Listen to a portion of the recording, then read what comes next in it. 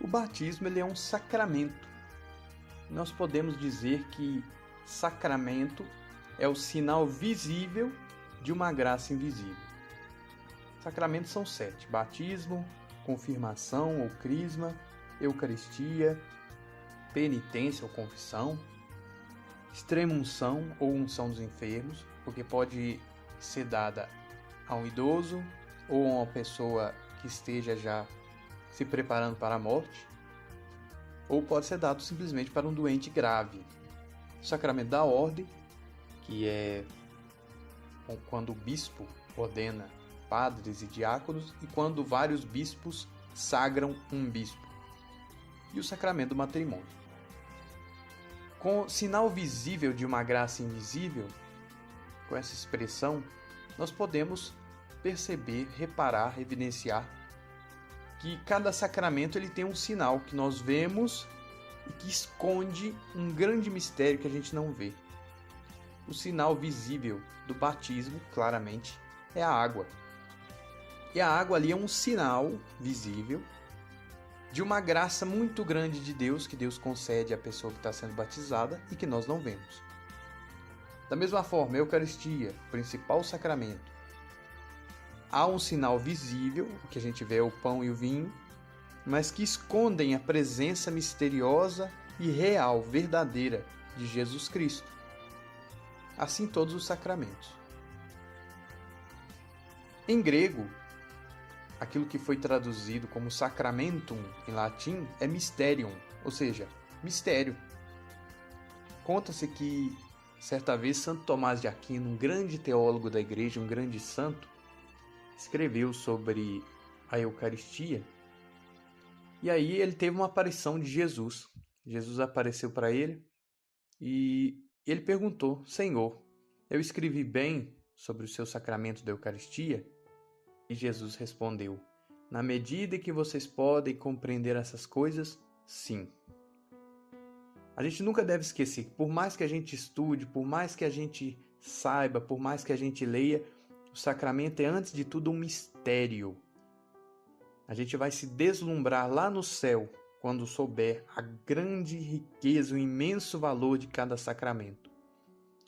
Enquanto nós estamos nessa vida, a gente pode só arranhar a casquinha desse mistério. A gente pode compreender com algumas comparações, com alguns sinais, mas plenamente só Deus compreende os seus sacramentos. E como Jesus diz lá no versículo que nós lemos logo no início, eis que estou convosco todos os dias até o fim do mundo, os sacramentos ele acompanham a vida cristã. Então, quando nascemos, nós podemos dizer que o nascimento na vida cristã é o batismo. A alimentação, como nós nos alimentamos todo dia, a alimentação na vida cristã, a alimentação da fé, é a Eucaristia. Como qualquer sociedade, em todas as épocas, teve um momento em que o jovem toma consciência de que a partir dali ele é adulto, ele é responsável pelas suas ações plenamente. Essa passagem para a vida adulta é marcada na vida cristã pelo sacramento da crisma. Nós temos também os sacramentos da cura. Quando a gente cai em pecado, temos o sacramento da confissão. E para nos ajudar a lutar espiritualmente na doença, especialmente na hora da morte, mas também pedindo a Deus a cura, nós temos a unção dos enfermos. E os sacramentos de estado de vida são o matrimônio e a ordem. São João, no seu evangelho, diz que viu sair, quando o soldado transpassou o peito de Cristo, ele diz que viu sair sangue e água. Nós podemos dizer que ali nasceu a igreja. A partir dali, de Cristo, na cruz, jorra por toda a história os 7 sacramentos, já que todos os santos padres, os primeiros cristãos, interpretavam sangue e água como os 2 principais sacramentos: a Eucaristia, que é também sangue de Cristo, e a água do batismo.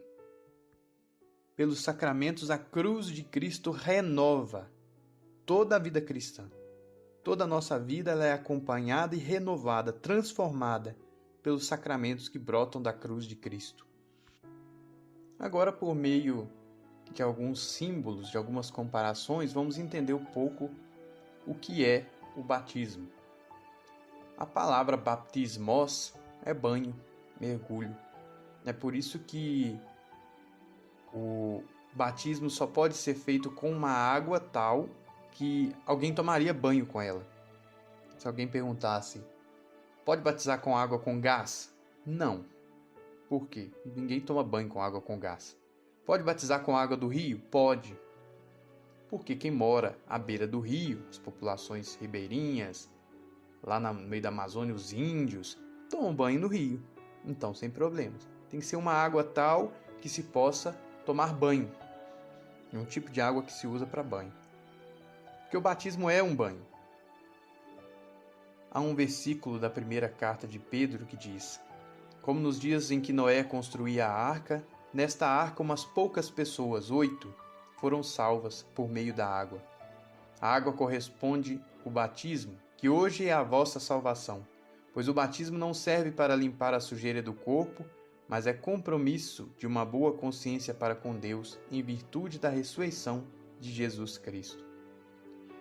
Aqui nós vemos primeiro que desde o início a igreja leu o Antigo Testamento tendo em mente Cristo. Nós buscamos Jesus Cristo no Antigo Testamento. E a Arca de Noé, o dilúvio, são símbolos do batismo, da água do batismo.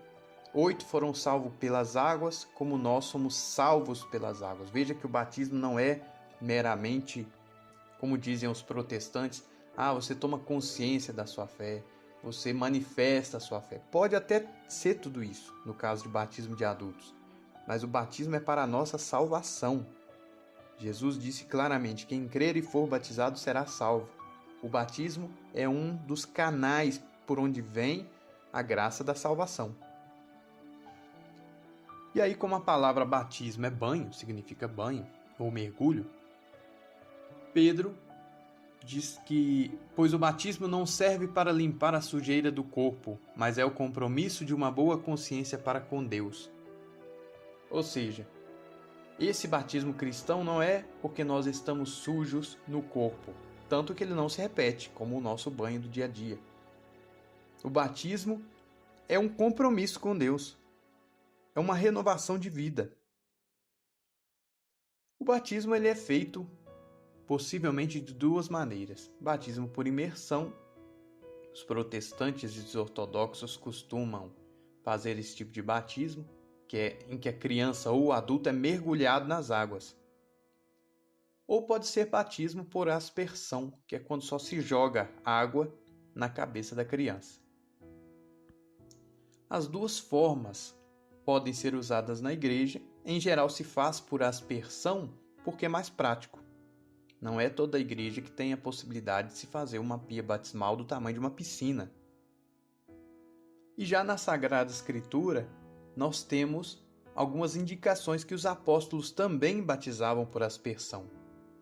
Por exemplo, quando Pedro faz a primeira pregação em Jerusalém após Pentecostes, tudo indica que aquelas 3.000 pessoas que foram batizadas não desceram a cidade de Jerusalém até o Rio Jordão para serem batizadas. Elas foram batizadas lá mesmo. E em Jerusalém não tem rio. Quando Paulo batiza o carcereiro na prisão, está lá em Atos dos Apóstolos, nada indica que eles foram para onde havia um rio para que o carcereiro pudesse ser mergulhado. Ao que parece, o carcereiro foi batizado lá na cadeia. Então, batismo por aspersão.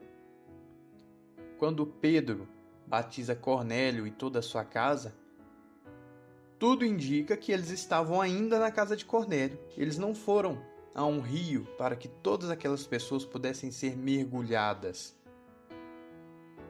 Então, as duas formas de batismo são aceitas pela igreja.